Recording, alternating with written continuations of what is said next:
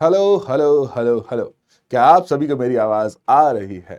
तो हेलो बच्चों, स्वागत है आप सभी का एक बार फिर से क्लास 9 की दुख दिक्कतों को दूर करने वाली इस दृष्टि सीरीज में, जहां पर हम दूरदृष्टि को रखते हुए आपके पुराने सारे पाप मतलब पुराने सारे बैकलॉग को खत्म करने के लिए लेकर आए हैं इस चैप्टर में वन शॉर्ट सीरीज, जिसमें जितने तुम्हारे पुराने पाप है ना, मुझे पता है यहाँ पर नीव हिंदी के काफी बच्चे क्लास देखने आए हैं। यहाँ पर नीव हिंदी के जब बच्चे क्लास देखने आए हैं ना, तो दिक्कत है उनको बैकलॉग। अब बैकलॉग को दूर कैसे करें? अब इन दुख को दूर करने के लिए, इन दुविधा को सुविधा में बदलने के लिए आपके लिए लेकर आया है पीडब्ल्यू इस यूट्यूब चैनल पर दृष्टि सीरीज, जिसमें डिटेल में आपको बहुत सारी बातें पढ़ाई जाएंगी, डिटेल में आपको बहुत कुछ सिखाया जाएगा, डिटेल में आपको पूरा चैप्टर पढ़ाया जाएगा। क्योंकि क्लास 9 आधार होती है, क्योंकि क्लास 9 एक बहुत बड़ी सीढ़ी होती है जो कि अगली सीढ़ी को चढ़ने में आपकी मदद करने वाली है। तो मेरे बच्चे, मेरे प्यारे प्यारे बच्चे, क्लास 9 जो है ना बहुत इंपॉर्टेंट होती है और दृष्टि आपकी दूरदृष्टि को बढ़ाने में मदद करेगा। क्योंकि क्लास 9 में हम बहुत सारी चीजें पढ़ चुके हैं बैच में। अब जब हम बहुत सारी चीजें पढ़ चुके हैं बैच में, तो हमें उनको रिवाइज करना है। हमें उनको, ये लेक्चर लगभग 1.25 घंटे का लूंगा मैं, 2 घंटे का मुझे बोला गया, लेकिन 1 घंटा 15 मिनट में लूंगा। क्योंकि कारण क्या है, आप रिविजन कर रहे हो। पढ़ा तो डिटेल में 10-10 घंटे में एक लेक्चर है, लेकिन जब हम रिविजन कर रहे हो तो उसका 1/10 टाइम में रिविजन होना चाहिए। क्योंकि पढ़ा है ना हमने, हम तो बैकलॉग क्लियर कर रहे हैं। बैकलॉग वो भी 1-2 टॉपिक का ही होगा, ज्यादा नहीं होगा, मुझे पूरा भरोसा है मेरे प्यारे बच्चों पर। तो मेरे प्यारे बच्चों, याद रखिएगा कुछ कुछ प्यारी प्यारी बातें। मेरे प्यारे बच्चों, याद रखिएगा कुछ कुछ प्यारी प्यारी बातें। किन प्यारी बातों का मैं बोल रहा हूं कि यार बैकलॉग ना रखना, ठीक है? अभी ठीक है, एक बार आपको सुविधा मिल गई, हर बार आपकी ये जो आदत ना खराब हो जाए इस सुविधा के चक्कर में, तो बैकलॉग ना ही रखिए तो बढ़िया है। आप रेगुलर क्लास अटेंड करो, रेगुलर प्रैक्टिस करो, रेगुलर डीएचए डीबीपी सॉल्व करो। अगर आपने आपकी जिंदगी का इंपॉर्टेंट पार्ट बना लिया तो फिर कभी ना भूल रहे आप लोग, ठीक है? तो आज हम क्या पढ़ने वाले, जैसा कि आप बहुत सारी क्लासेस के अटेंड कर चुके होंगे, हम मतलब बहुत सारी क्लासेस दृष्टि सीरीज के अटेंड कर चुके होंगे। हम पढ़ने वाले आज क्या, गति नाम का चैप्टर, ठीक है? हम क्या पढ़ने वाले बच्चे आज, गति नाम का चैप्टर। और गति नाम का चैप्टर पढ़ने से पहले हमको कुछ राशियों के बारे में पढ़ना होगा। ये ना बोलियो राशि तो सर मेरे घर के पास में रहा है, नहीं। हम यहाँ पर मतलब राशियों के बारे में पढ़ने वाले हैं। ये ना बोलिए सर बहुत सारी राशियां मेरी दोस्त है ना, वो ना, ठीक। अब देखो आज हम क्या क्या टॉपिक कवर करने वाले हैं, सबको एक शब्द में बता दूं कि हम फिजिक्स क्लास 9 का एक बहुत सुंदर, बहुत सुशील, बहुत प्यारा सा चैप्टर कवर करने वाले हैं, जिसका नाम क्या है, गति गति गति गति गति गति गति गति गति गति गति, ठीक है? जिसका नाम क्या है, गति। गति के बारे में हम पढ़ने वाले हैं। बहुत अच्छा चैप्टर है बेटा। ये जो चैप्टर है ये बहुत इंपॉर्टेंट भी है, फिजिक्स की एक ओल्डेस्ट ब्रांच है, उसका एक पार्ट भी है, ठीक है? मैकेनिक्स हो गया, डायनेमिक्स हो गया, इन सबका एक पार्ट है, यांत्रिकी जिसे हम कहते हैं, ठीक है? इन सबका एक पार्ट है। क्योंकि ये बहुत बेसिक चैप्टर है, क्योंकि ये बहुत इंपॉर्टेंट चैप्टर है, क्योंकि ये बहुत जरूरी है पढ़ना, ठीक? क्योंकि आप दुनिया में आप खड़े हो, चल रहे हो, आप इसका डिसीजन नहीं कर पाते हो, तो इस चैप्टर में आपको थोड़ा बहुत आधार मिलेगा, चीजों को सोचने का मौका मिलेगा, चीजों को समझने का मौका मिलेगा। जैसा कि आपको पता है कि हम चैप्टर पढ़ रहे हैं गति, ठीक है? हम कौन सा चैप्टर पढ़ रहे हैं बेटा, गति। गति चैप्टर पढ़ने से पहले आपको कुछ बेसिक्स पढ़ना पड़ते हैं, ठीक है? जिसमें से सबसे पहला बेसिक क्या है, भौतिक राशि, ठीक है? अब सबसे पहले भौतिक राशि के मैं आपको कुछ उदाहरण देता हूं, भौतिक राशि के मैं आपको कुछ उदाहरण देता हूं। पहला उदाहरण है बच्चे लंबाई। भौतिक राशि का पहला उदाहरण क्या है बच्चे, लंबाई। क्या आपने कभी लंबाई को नापा है? आप बोलोगे बिल्कुल। दूसरा उदाहरण है बेटा द्रव्यमान। क्या आपने कभी द्रव्यमान को नापा है? बिल्कुल नापा है, ठीक है? अच्छा, तीसरा उदाहरण क्या है बच्चा, समय।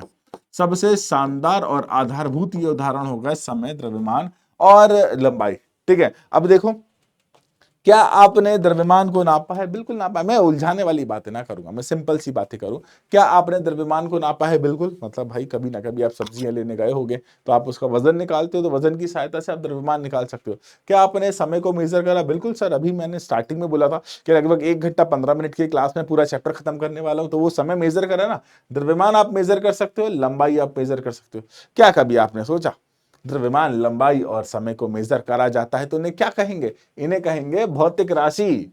इन्हें क्या कहेंगे भाई साहब? भौतिक राशि। इन्हें क्या कहेंगे भाई साहब? भौतिक राशि। हर वो राशि जिसका मापन किया जा सके, हर वो राशि जिसको नाप तोल किया जा सके, हर वो राशि, राशि का मतलब नापने योग्य, भौतिक राशि मतलब ऐसी राशियां जिसे आप नाप सकते हो, भौतिक राशियां कहलाती हैं। फिर से बोल रहा हूं, ऐसी राशियां जिन्हें आप नाप सकते हो। जैसे आप कभी दुकान पर गए होगे, भैया भैया 5 किलो चावल दे दो, आपने नापे ना 5 किलो चावल, तो वो क्या हो गई? भौतिक राशि। जैसे कभी मार्केट गए होगे रस्सी लेने, भैया भैया 10 किलो, 10 किलो बोलने वाला था गलती से। 10 मीटर रस्सी दे दो तो दुकान वाला आपको खुशी खुशी 10 मीटर रस्सी नाप के दे देता है। भैया भैया मूवी देखने गए होगे, भैया ये मूवी कितने घंटे की है? मूवी वाला बोल देता भाई 3 घंटे की मूवी है, 3 घंटा बढ़िया मूवी देखो, मजा आ जाएगा आपको। तो ठीक है, तो ये सारी की सारी चीजें आप नाप रहे हो, तो नापने योग्य राशियां क्या कहलाती हैं? भौतिक राशियां कहलाती हैं। अब ये जो हम बार बार सदिश और अदिश का उपयोग करेंगे, इसी कारण से मैं आपको बता रहा हूं नापने योग्य राशियां क्या कहलाती हैं? भौतिक राशियां। याद रखियो, हर वो चीज जिसे आप नाप सकते हो भौतिक राशियों में काउंट होती है। सामान्यतः इसके पीछे बहुत लंबी कहानी है, जब हम क्लास 11th में आएंगे ना, तो क्लास 11th में बहुत डिटेल में इन सारी बातों को सीखेंगे। क्यों अभी हमें सिर्फ क्योंकि सदिश और अदिश के बेसिक सीखना है, इस कारण से हम भौतिक राशियां कहते हैं। अब आपने कुछ चीजें नाप ली, मैं आपको बताऊं कुछ चीजें नाप ली, जैसे और भी हम उपयोग करते हैं नापने योग्य, जैसे आपने दूरी नापा। ठीक है, हम इस चैप्टर में क्या क्या उपयोग करेंगे, उसके बाद हम क्या उपयोग करेंगे? चाल का उपयोग करेंगे। ठीक, उसके बाद हम क्या उपयोग करेंगे भाई साहब? वेग का उपयोग करेंगे। ठीक है, उसके बाद हम किसका उपयोग करेंगे? त्वरण का उपयोग करेंगे। इसके अलावा हम कभी ना कभी विस्थापन का भी नापन करेंगे। तो ये सारी की सारी भौतिक राशियां इस चैप्टर में उपयोग होने वाली है। ये सारी की सारी भौतिक राशियां इस चैप्टर में उपयोग होने वाली हैं, याद रखियो। और कहीं ना कहीं बल, बल तो वैसे एक चैप्टर पूरा आएगा जिसमें हम बल ही बल के बारे में पढ़ेंगे, तो इन सब का उपयोग हम करने वाले हैं, याद रखियो। इन सब का उपयोग हम करने वाले हैं, याद रखियो। और कौन सी अदिश है कौन सी सदिश है, इसके बारे में हम पढ़ते हैं। चलो भाई एक उदाहरण ले लो। ठीक है, वैसे भौतिक राशियां दो प्रकार की होती हैं, एक होती है अदिश, एक होती है सदिश। मैं उदाहरण के साथ समझाऊं। ठीक है, एक कौन सी होती है? एक होती है अदिश।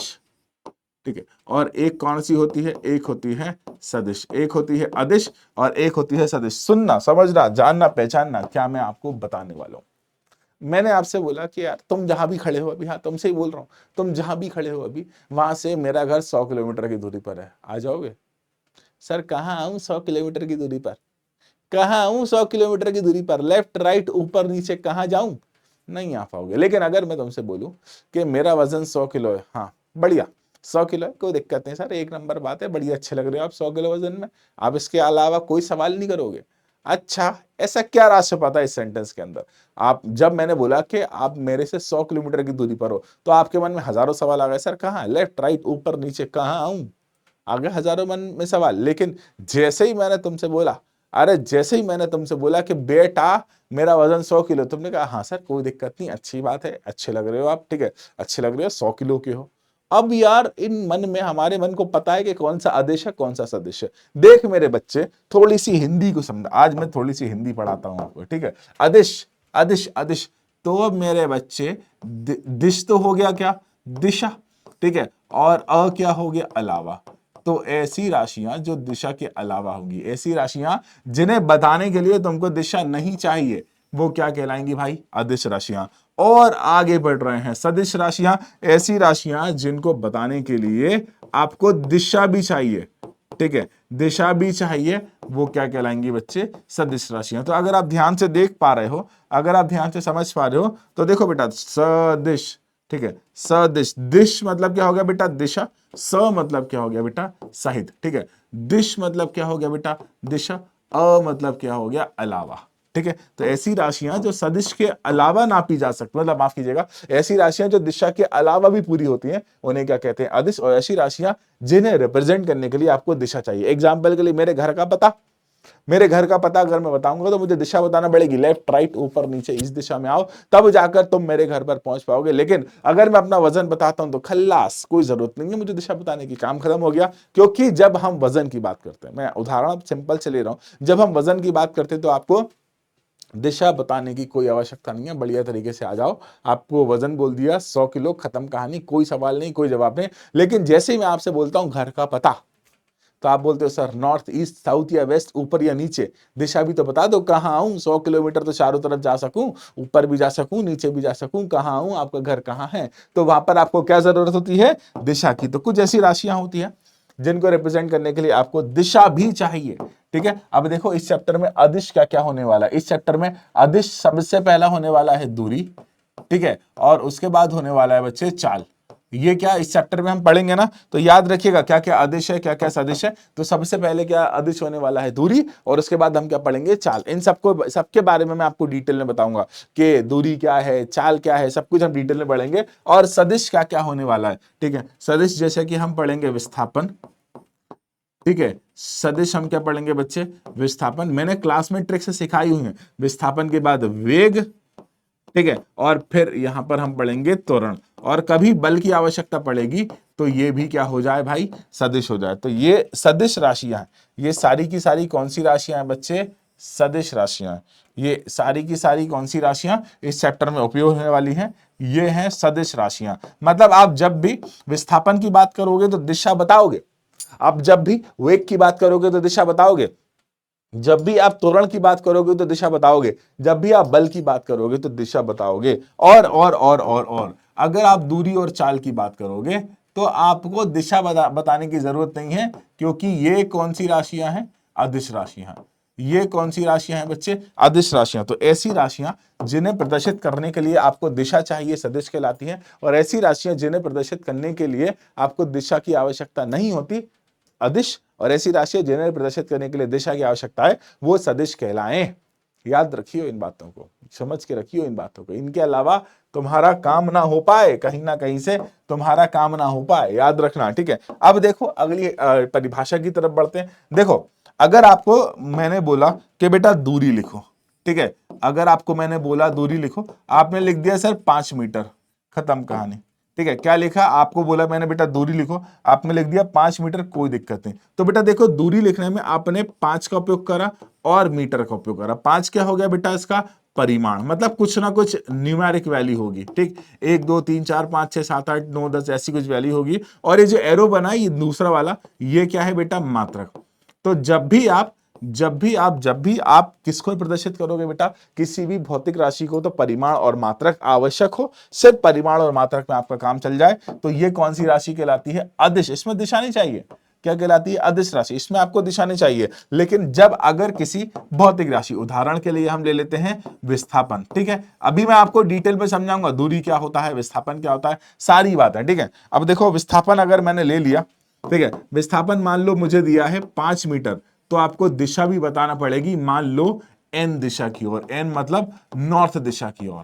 तो मेरे बच्चे, जब भी आप किसी भी भौतिक राशि को प्रदर्शित कर रहे हो, पहला क्या लगा दिया आपने, परिमाण, दूसरा क्या लगा दिया, मात्रक। तो पहला परिमाण भी आवश्यक है आपको, परिमाण और मात्रक तो हर स्थिति में आवश्यक है, परिमाण और मात्रक तो हर स्थिति में आवश्यक है। लेकिन अगर तुम यहां देख पा रहे हो ना, तो यहां पर दिशा भी आवश्यक है, ठीक है। तो सदिश राशियों में एक और चीज जुड़ जाती है, वो क्या होती है, दिशा, ठीक है। तो अगर आपको अदिश दिखाना हो तो परिमाण और मात्रक में काम हो जाएगा। यही लिखा है कि वो भौतिक राशियां जिनमें केवल परिमाण होता है, दिशा की आवश्यकता नहीं होती, अदिश कहलाती है, ठीक है। इन्हें प्रदर्शित करने के लिए आपको किसी प्रकार की दिशा बताने की जरूरत नहीं है। आप बोल दो दूरी 5 मीटर, काम खत्म, है ना। उदाहरण के लिए द्रव्यमान, तापमान, समय आदि, ये सारे के सारे क्या है, ये सारे के सारे अदिश है। लेकिन अगर हम और भी कुछ अदिश के नाम दिए हैं, दूरी, द्रव्यमान, तापमान, ऊर्जा, कार्य, मात्रा, कार्य की मात्रा, क्षेत्रफल, दबाव, ठीक है, ये सारी की सारी क्या है बच्चे, अदिश राशियां।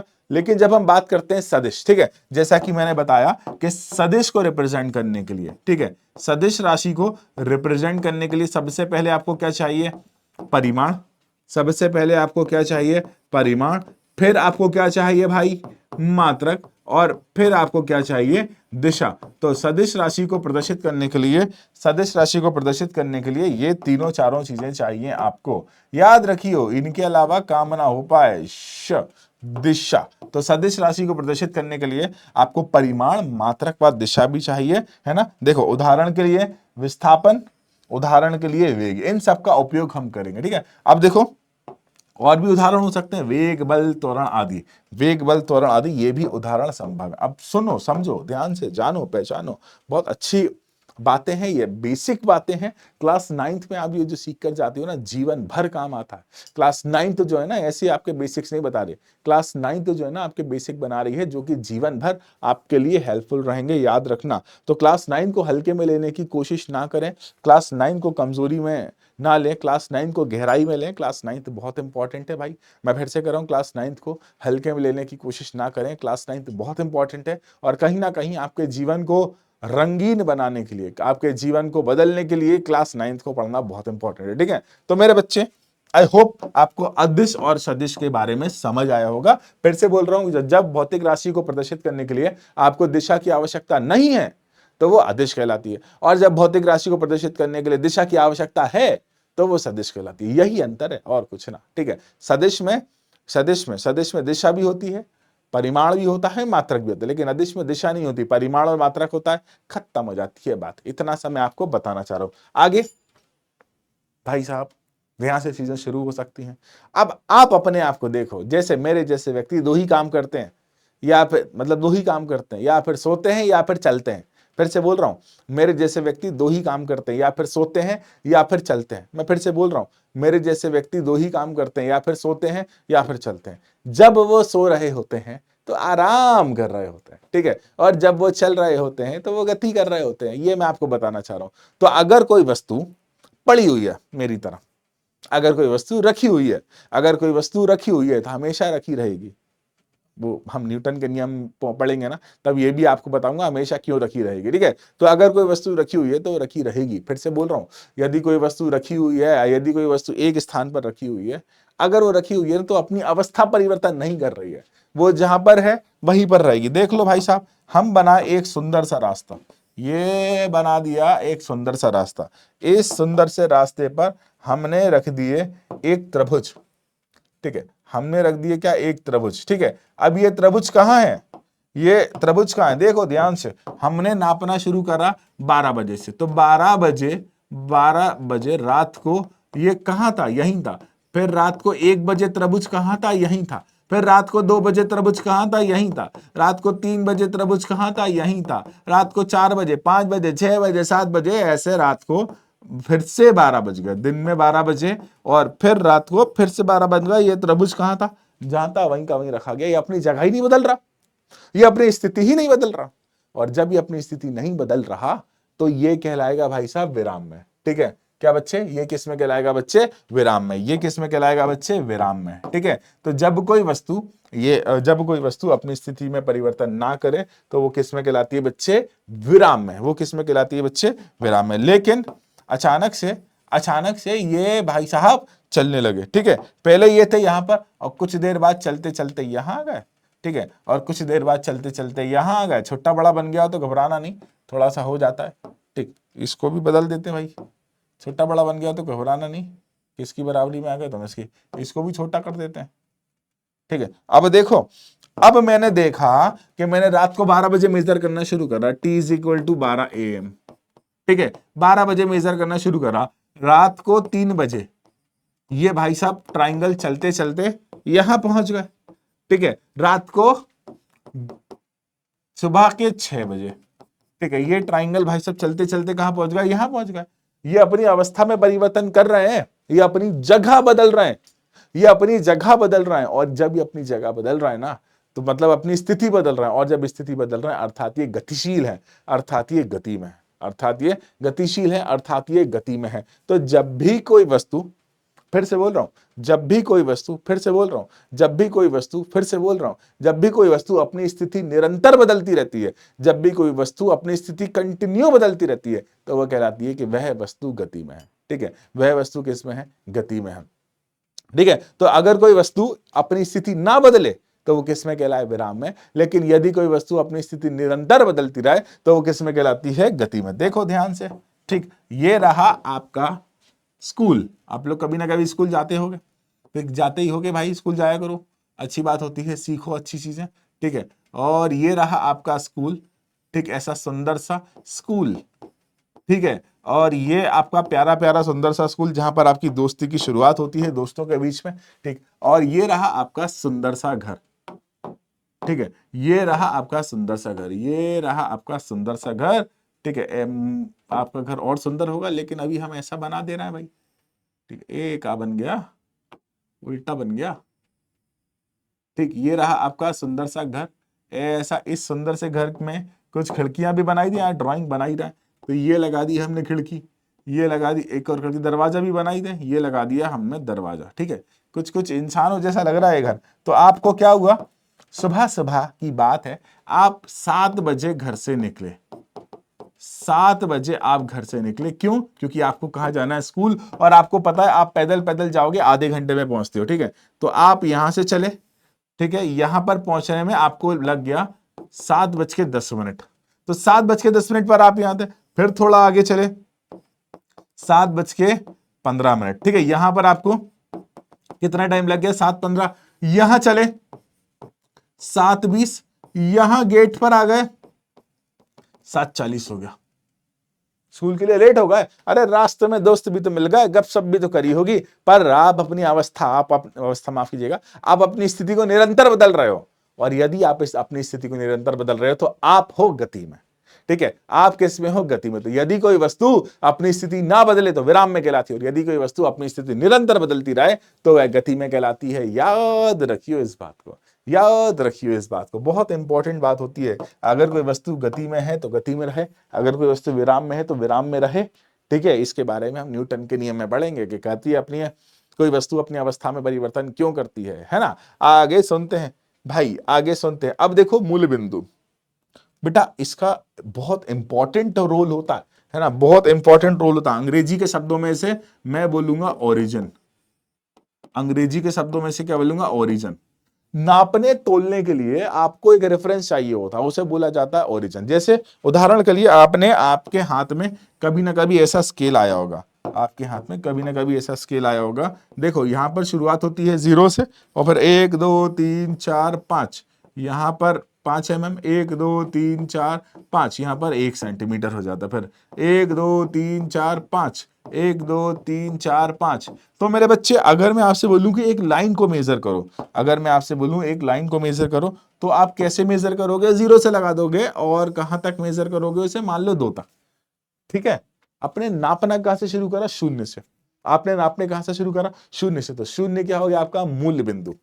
जिस वस्तु के सापेक्ष, किसी एक वस्तु के सापेक्ष आप नाप रहे हो, ठीक है, किसी एक वस्तु के सापेक्ष आप नाप रहे हो, तो उस वस्तु को क्या बोला जाएगा? मतलब उस पॉइंट को क्या बोलेंगे हम? मूल बिंदु। याद रखिएगा, हम जब ग्राफ वगैरह बनाएंगे ना तो ऐसे बनाते हैं। ये बना दिया एक्स अक्ष, ये बना दिया वाई अक्ष, और ये हो गया हमारा ओरिजिन, ठीक है। ये हो गया हमारा मूल बिंदु। तो जितने भी नापतोल होंगे ना, जितने भी आपके ग्राफ के मान आते हैं ना, वो मूल बिंदु के सापेक्ष आते हैं। जितने भी आपके ग्राफ के मान आते हैं ना, वो मूल बिंदु के सापेक्ष आते हैं। याद रखिए। तो मूल बिंदु क्या हो? ऐसा बिंदु जिसके सापेक्ष आप नापतोल करते हो, ऐसा बिंदु जिसके रिस्पेक्ट में आप मेजरमेंट करते हो। जैसे हमारे घर का पता बताने के लिए हम बोलते हैं ना, अरे भाई साहब पीपल के पेड़ के पास, ऐसा बोलते होगे ना। अरे भाई साहब वहां पर बरगद का पेड़ लगा है, बरगद के पेड़ के पास आ जाइए, वहीं हमारा घर है, ठीक है। अरे भाई साहब वो पतली सड़क है, उस पतली सड़क के पास आ जाना, वही हमारा घर है। अरे भाई साहब आप वहां आओगे ना चौराहे से, चौराहे के बाजू में ही तो हमारा घर है। तो चौराहा, बरगद का पेड़, नीम का पेड़, इसके सापेक्ष आप अपने घर का पता बता रहे हो ना, ये इसको हम मूल बिंदु मान सकते हैं। ये एक वैसे तो रेफरेंस पॉइंट, ये रेफरेंस पॉइंट होता है ना, लेकिन मूल बिंदु मान सकते हैं क्योंकि हम वहां से नाप तोल कर रहे हैं। जैसे अपने दोस्तों को फोन लगाते हैं, भाई कहाँ है तू? भाई मैं तो घर पर। तेरा घर कहाँ है? अरे तेरे घर के बरगद के पेड़ से 200 मीटर दूर लेफ्ट आ जा, तुझे मैं मिल जाऊंगा वहां पर। ऐसा मतलब एक रेफरेंस पॉइंट बनाया जाता है। तो जहां से आप किसी वस्तु का नाप तोल करते हो उसे क्या बोला जाता है? मूल बिंदु बोला जाता है। याद रखिएगा, ठीक है। अब देखो कोई भी वस्तु गति कर सकती है, कैसे कर सकती है? कोई भी वस्तु गति कर सकती है, कैसे कर सकती है? पहला, वो गोल गोल घूम सकती है। आपने कभी ना कभी गोल गोल घूमे होगे, तो पहला तो वो वस्तु कैसी घूम सकती है? गोल गोल घूम सकती है। तो जब भी कोई वस्तु गोल घूम करती है तो उसे बोला जाता है घूर्णन गति। क्या बोले भाई साहब उसे? घूर्णन गति। जब भी कोई वस्तु गोल गोल घूमती रहती है तो उसके रास्ते को कैसा? गोलाकार बोला जाता है, और इसे क्या बोलते हैं? घूर्णन गति। कैसी बोलते हैं बच्चे? घूर्णन गति। तो अगर कोई वस्तु गोल गोल रास्ते पर घूम रही है तो इसे बोला जाता है घूर्णन गति। आप लोगों ने वो गेम खेला होगा ना, ऐसे हाथ पकड़ के गोल गोल गोल गोल घूमते हैं, तो उसमें भी आप गोल गोल घूम रहे होगे तो कैसी होगी? घूर्णन गति। किसी झूले पे बैठ जाओ तो झूले पे बैठते बैठते ऐसे गोल गोल घूमते हो, ऐसे गोल गोल घूमते हो, ऐसे गोल गोल घूमते हो, ऐसे गोल गोल, ऐसे गोल गोल घूमते हो। तो जब आप ऐसे गोल गोल घूम रहे हो तो आप किस गति में हो? घूर्णन गति में हो। आप किस गति में हो? घूर्णन गति में। इसके बाद याद रखिए, अगला है, भाई साहब प्यास लगी है, पानी मंगवाना पड़ेगा। अगला है रेखीय गति। अरे अगर शब्द को देखो तो रेखीय गति मतलब सीधा चलता हुआ कोई भी ऑब्जेक्ट, सीधी चलती हुई कोई वस्तु रेखीय गति में होती है, ठीक है। सीधा चलता हुआ कोई ऑब्जेक्ट, सीधी चलती हुई कोई वस्तु कौन सी गति में होती है? रेखीय गति में होती है। अगर आप सीधे सीधे जा रहे हो अगर आप सीधे सीधे जा रहे हो तो आपकी गति कैसी होगी, रेखीय गति।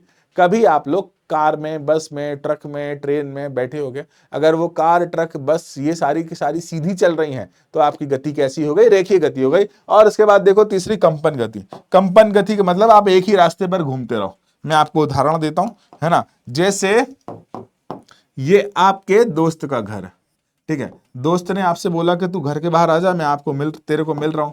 तो तुमने करा क्या, यहां से यहां खड़े हो गए, ये आपका बिंदु हो गया, है ना। इधर से लेफ्ट गए, फिर राइट आ गए, फिर उसके घर पर वापस आ गए, फिर लेफ्ट गए, फिर राइट आ गए, फिर उसके घर पर वापस आ गए, फिर लेफ्ट गए, फिर राइट आ गए, फिर उसके घर पर वापस आ गए। तो यदि आप एक फिक्स बिंदु के दोनों ओर गति करते हो और वापस घूम फिर कर वहीं आ जाते हो, तो इस प्रकार की गति को क्या कहते हैं, कंपन गति। सबसे ज्यादा इसका एक उदाहरण दिया जाता है कंपन गति का। सबसे ज्यादा इसका एक दिया जाने वाला उदाहरण पता है क्या है, वो क्या कहते हैं उसे, वो लोलक। ठीक है, सबसे ज्यादा दिया जाने वाला उदाहरण क्या होता है, लोलक। तो ये रहा एक लोलक, ठीक है, ये रहा एक लोलक, ठीक है। तो मेरे बच्चों ये रहा एक लोलक, अपनी मूल बिंदु के मतलब अपना जो प्रारंभिक बिंदु है उससे लेफ्ट जाएगा, फिर ये घूमकर अपनी वापस आ जाएगा, फिर ये राइट जाएगा और घूमकर वहीं आ जाएगा जहां पर था। तो ये बेटा याद रखिए, सरल लोलक की जो गति होती है ना, उसे हम क्या कहा जाता है, कंपन गति भी कहते हैं, ठीक है। उसको क्या कहते हैं, कंपन। तो बेटा गति सामान्यता, इसके और भी प्रकार संभव है, लेकिन अभी हमें 3 प्रकार पढ़ना है। यदि हम घूर्णन गति पढ़ेंगे तो रास्ता गोल होगा, यदि हम रेखीय गति पढ़ेंगे तो रास्ता सीधा होगा, और यदि दोलन गति पढ़ेंगे तो ये रास्ता कुछ इस प्रकार से होगा कि अपने मूल बिंदु के दोनों ओर नियमित कंपन करता रहेगा। तो इस प्रकार की गति को कंपन गति भी कहा जाएगा, क्योंकि आपको ज्यादातर घूर्णन गति और थोड़ा बहुत रेखीय गति, मतलब मैक्सिमम आपको रेखीय गति और थोड़ा बहुत घूर्णन गति के बारे में पढ़ना है। तो इन दोनों के बारे में हम डिटेल में पढ़ेंगे, ठीक है। क्लियर है, आई होप आपको सारी बातें क्लियर होंगी। 28 मिनट की क्लास हो गई भाई, लेकिन अभी तक हम हमारे पहले टॉपिक पर नहीं पहुंचे। अब देखो बेटा, हमको सबसे पहले पढ़ना है दूरी के बारे में, ठीक है। मैं आपको बताऊं दूरी को एक तरह से एक ही लाइन में याद करने का, ठीक है। मैं आपको क्लास में भी बताया हूं, आपको दूरी अंग्रेजी में इसे डिस्टेंस कहा जाता है। दूरी को अंग्रेजी में, मेरा टारगेट है इस लेक्चर को 1 घंटा 15 मिनट का करने का, ठीक है, क्योंकि हमें पूरा टॉपिक मतलब पूरा जो टॉपिक है, पूरा जो चैप्टर है 1 घंटे में रिवाइज होना चाहिए, ताकि आप देख पाओ। दूरी या डिस्टेंस, फिर से बोल रहा हूं, दूरी या डिस्टेंस को एक लाइन में याद करने का तरीका, रास्ते की लंबाई। दूरी या डिस्टेंस को एक लाइन में याद करने का तरीका क्या हो, रास्ते की लंबाई, ठीक है। दूरी का कार्य क्या है, रास्ते की लंबाई, रास्ते की लंबाई निकालना। देखो हम उदाहरण लेते हैं, उसके बाद परिभाषा पढ़ेंगे। आपको बोला कि आप पहले सीधा जाओ 5 मीटर, फिर जाते जाते आप राइट ले लेना 9 मीटर, ठीक है। आपने कितनी दूरी तय करी, आपने बोला कि सर दूरी का मतलब होता है रास्ते की लंबाई। आपने कितना लंबा रास्ता ट्रेवल करा वो नाप लो, आपका दूरी आ गई। तो पहले तुम 5 गए फिर 9 गए, तो तुरंत बोल दोगे सर 14 मीटर की दूरी तय करी, ठीक है। याद रखना दूरी एक अदिश राशि है। आपको 14 मीटर बोल दिया, बात खत्म, दिशा दिखाने की जरूरत नहीं है ना। 14 मीटर बोल दिया, बात खत्म, इसमें दिशा दिखाने की जरूरत नहीं है। तो मेरे बच्चे, यदि आप दूरी की बात करते हो तो आपको रास्ता बता देना। रास्ता, जैसे आप गोल गोल रास्ते पर घूम रहे हो, जैसे मान लो आप गोल गोल रास्ते पर घूम रहे हो, तो ये रहा भाई साहब, इस गोल रास्ते की त्रिज्या हमने मान ली 7 सेंटीमीटर, ठीक है। लेकिन आप कैसे रास्ते पर घूम रहे हो, गोल गोल रास्ते पर घूम रहे हो, और ऐसे से गोल रास्ते पर एक चक्कर लगाते हो। गोल रास्ते पर कैसा चक्कर लगाते हो, तो यहां से घूमे और घूम कर कहां गए, वापस वहीं आ गए। तो आपने कितनी दूरी तय करी। तो अभी आपको सिखाया कि दूरी पता लगाने के लिए आपको क्या करना है, इस रास्ते की लंबाई को नाप लेना है कि कितना रास्ता ट्रेवल करा। बस यदि आपने रास्ते की लंबाई को नाप लिया, अब देखो गोल रास्ता है तो दूरी किसके बराबर हो जाना है, परिधि के बराबर, ठीक है। दूरी किसके बराबर हो जाना है, परिधि के बराबर। तो बेटा देख, दूरी निकालने के लिए आप परिधि का सूत्र याद कर ले, तो 2πr। सिंपल मैथ्स का उपयोग करोगे आप यहां पर, सिंपल मैथ्स का उपयोग करोगे यहां पर, ठीक है। तो 2 गुणा पाई का मान 22/7 और आर का मान कितना लिया था, 7। 7 से 7 गया तो दूरी कितनी ट्रेवल करी, 44 सेंटीमीटर। तो बेटा देखो, दूरी निकालने के लिए आपको सिर्फ रास्ते की लंबाई निकालना है। कैसा ही रास्ता हो, आप तो बिना सोचे उसकी लंबाई निकाल दो और वही क्या होगी बेटा, दूरी हो जाएगी। वही क्या होगी बच्चे, दूरी हो जाएगी। तो दूरी निकालने के लिए तुमको क्या करना है, रास्ते की लंबाई निकालना। देखो बेटा, अब कुछ इंपॉर्टेंट बातें, ठीक है। दूरी को बताने के लिए आपको दो चीजें चाहिए, दूरी को प्रदर्शित करने के लिए आपको दो चीजें चाहिए। पहला चाहिए परिमाण, पहला क्या चाहिए बच्चे, परिमाण, और दूसरा क्या चाहिए बच्चा, मात्रक। ठीक है, तो दूरी को प्रदर्शित करने के लिए आपको एक परिमाण की आवश्यकता है और दूसरा किसकी आवश्यकता है, मात्रक की आवश्यकता है। एक परिमाण की आवश्यकता है और दूसरा किसकी आवश्यकता है, मात्रक की आवश्यकता है। ठीक है, इसमें आपको दिशा नहीं चाहिए। अब देखो, आपने दूरी नाप लिया तो दूरी का मात्रक क्या होता है, मीटर। ठीक है, दूरी का मात्रक क्या होता है, मीटर। इसके अलावा कभी कभी आप सेंटीमीटर में भी नापते हो, कभी कभी आप मिलीमीटर में भी नापते हो, कभी कभी आप किलोमीटर में भी नापते हो, जैसी आवश्यकता होगी वैसे। लेकिन सबसे ज्यादा उपयोग आप किसका करोगे, मीटर का उपयोग करोगे, क्योंकि अंतरराष्ट्रीय सिस्टम में मीटर का उपयोग किया जाता है। ठीक है, अब देखो, आप दूरी जब भी नापोगे ना, आप दूरी जब भी नापोगे ना, तो दूरी का मान कुछ ना कुछ तो आएगा। मतलब दूरी का मान कैसा आएगा बच्चे, सदैव धनात्मक। ठीक है, आप जब भी दूरी नापोगे तो दूरी का मान जरूर आएगा कुछ ना कुछ, क्योंकि दूरी सदैव कैसी होती है, धनात्मक होती है। दूरी सदैव कैसी होती है बच्चे, धनात्मक होती है, याद रखिएगा। तो दूरी बताने के लिए आपको सबसे पहले रास्ते की लंबाई निकालना है कि कितना रास्ता ट्रैवल करा। दूरी निकालने के लिए आपको सबसे पहले रास्ते को देखना। 1 सेकंड का समय देना बेटा, भाई साहब जल मंगा लियो।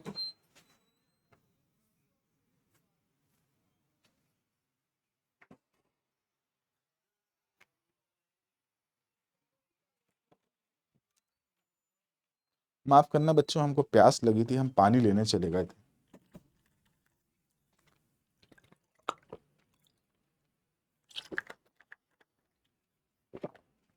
ओके, हाँ, तो मेरे बच्चे, मेरे प्याले प्याले बच्चे, दूरी क्या होता है, दूरी निकालने के लिए कैसा ही रास्ता हो, आपको सिर्फ क्या निकालना है, रास्ते की लंबाई, और कुछ ना सोचना है। और उदाहरण लेते हैं।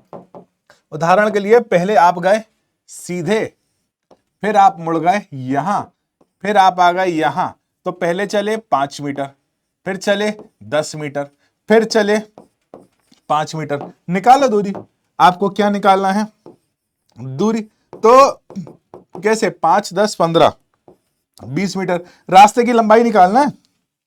यहां देखो, पहले चले तुम इधर, फिर चले ऊपर, फिर चले इधर। ठीक है, तो पहले तुम चले कहां, कितना, 10 मीटर, फिर चले 7 मीटर, फिर चले 7 मीटर। तो दूरी निकालने के लिए तुमको रास्ते की लंबाई निकालना है। तो 10, 7, 17, 17, 4, 24 मीटर। मैं क्या कह रहा हूं, रास्ता कैसा ही हो, जैसे कि भाई साहब ये मान लिया मैंने सरल लोलक, ये सरल लोलक यहां से पहले जाता है 10 मीटर, ठीक है, फिर वापस आता है 10 मीटर, फिर लेफ्ट में भी जाता है 10 मीटर, फिर वापस आता है 10 मीटर। कितनी दूरी तय करी, तो मैंने क्या कहा था, रास्ते की लंबाई निकालो, तो 10, 10, 20, 20, 30 और 10, 40 मीटर। इसने कितनी दूरी तय करी, 40 मीटर। आपको बस रास्ते की लंबाई निकालना है, और वही क्या होता है, विस्थापन, वही क्या होता है, दूरी होता है। ठीक है, दूरी का सदैव मान आप निकालोगे धनात्मक ही आएगा। दूरी का मान कुछ ना कुछ पॉजिटिव वे में ही आता है। दूरी का मान सदैव धनात्मक आता है, क्योंकि दूरी को जब भी हम फाइंड करते हैं तो कुछ ना कुछ वैल्यू आती है, दूरी कभी नेगेटिव नहीं होती है, इस कारण से। ठीक है, आगे बढ़ते हैं। अब यार अगला है विस्थापन। ठीक है, मैं अगेन पूरी बातों को बताऊंगा, पहले शॉर्ट ट्रिक में समझ लो। मैं आपको जब भी विस्थापन निकालना सिखा रहा हूं ना, तो एक लाइन सिखा रहा हूं। विस्थापन के लिए आपको ट्रिक देखना। ठीक है, विस्थापन के लिए आपको क्या करना है बेटा, पहले तो प्रारंभिक बिंदु, ठीक है, पहले क्या ढूंढना है बेटा आपको, प्रारंभिक बिंदु, ठीक है, और फिर क्या ढूंढना है बेटा, अंतिम बिंदु। ठीक है, पहले क्या ढूंढना बेटा, प्रारंभिक बिंदु, और फिर क्या ढूंढना है बेटा, अंतिम बिंदु। ठीक है, तो मेरे बच्चे आप देखो, सबसे पहले प्रारंभिक बिंदु को मिला दो अंतिम बिंदु को से। ठीक है, प्रारंभिक बिंदु को मिला दो अंतिम बिंदु से, और उनके बीच की दूरी निकाल लो, वही कहलाएगा विस्थापन।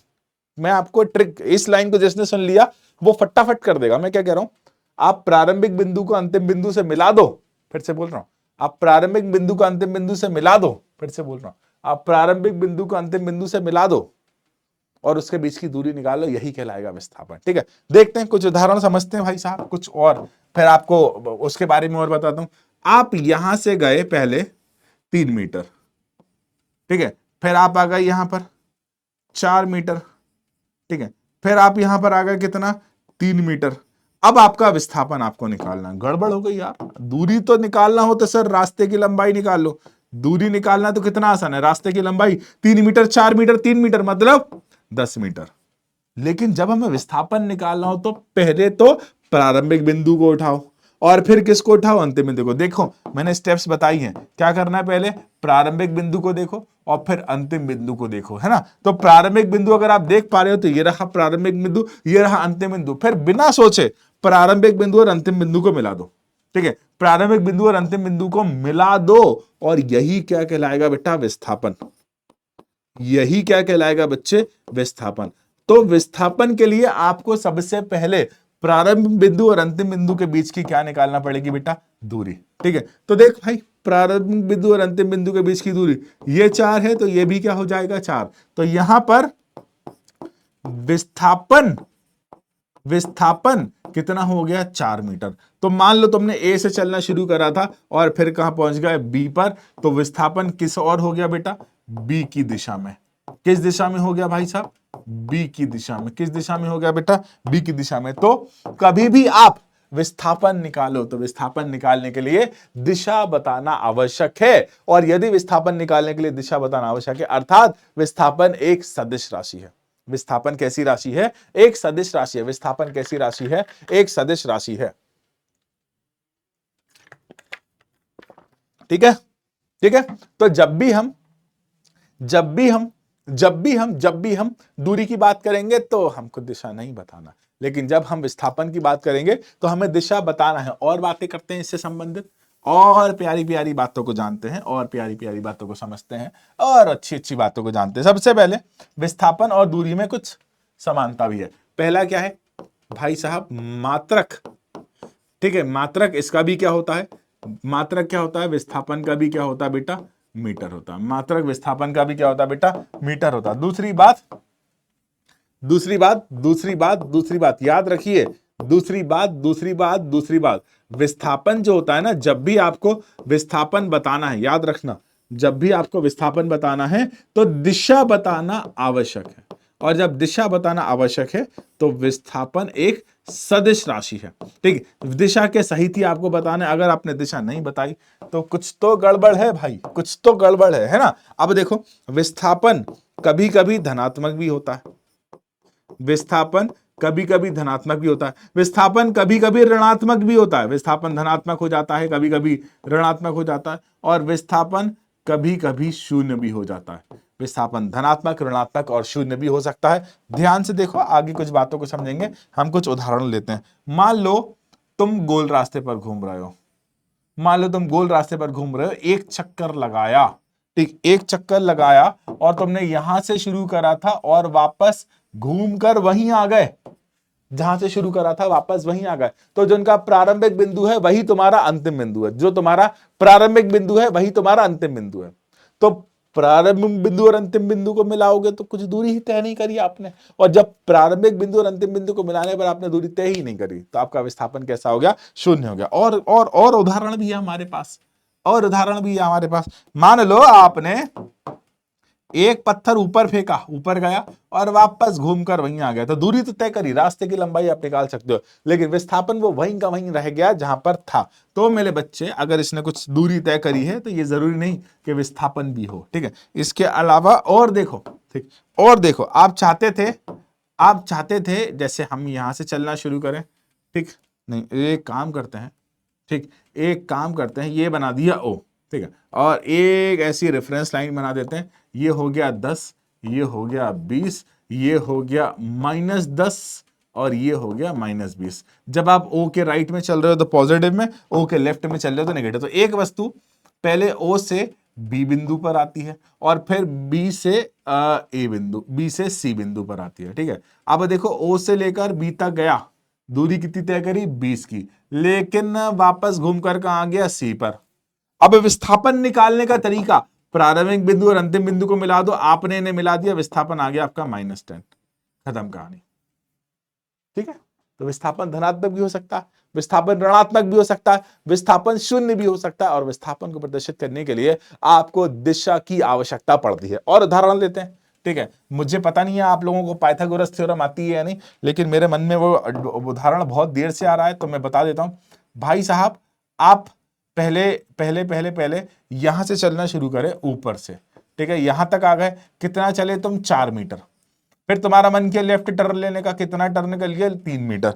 अब आप बताओ आपने कितना विस्थापन तय किया। तो अगर आपको पहले तो दूरी निकालना है तो दूरी आप कितनी निकाल लोगे, 7 मीटर। लेकिन यदि आपको विस्थापन निकालना है तो आप जानते हो प्रारंभिक बिंदु और अंतिम बिंदु को मिला दो, और जब आप प्रारंभिक बिंदु और अंतिम बिंदु को मिला दोगे, ये प्रारंभिक बिंदु और अंतिम बिंदु को मिला दोगे और यही कहलाएगा विस्थापन। तो पाइथागोरस थ्योरम के अनुसार ये जो विस्थापन, मुझे नहीं पता कि आपको पाइथागोरस थ्योरम आती है या नहीं, लेकिन मैं आपको बता देता हूं विस्थापन यहां पर कर्ण है तो कर्ण का स्क्वायर बराबर आधार का स्क्वायर, आधार कितना है 2 स्क्वायर प्लस लंब का स्क्वायर दैट इज 4 स्क्वायर। तो 3 स्क्वायर कितना हो गया 9, 4 स्क्वायर कितना हो गया 16, तो ये हो गया बेटा 25 मीटर। आपका विस्थापन कितना हो गया बेटा 25 मीटर इज योर विस्थापन। 25, देखो माफ कीजिएगा 25 मीटर है और इसका मुझे वर्ग निकालना पड़ेगा क्योंकि विस्थापन का वर्ग निकल रहा है, तो that is 5 metre, that is 5 metre. ठीक है, आप सॉरी मैं इनकम्प्लीट कर दिया था। तो मेरे बच्चे, दूरी क्या होता है, दूरी का मतलब होता है रास्ते की लंबाई, विस्थापन क्या होता है कितना रास्ता तय किया, कितना रास्ता तय किया। ठीक है, आगे बढ़ते। अब यहां दूरी और विस्थापन में कुछ बातें हैं। अब देखो ध्यान से समझिएगा, ध्यान से समझिएगा, ये एक क्वेश्चन है।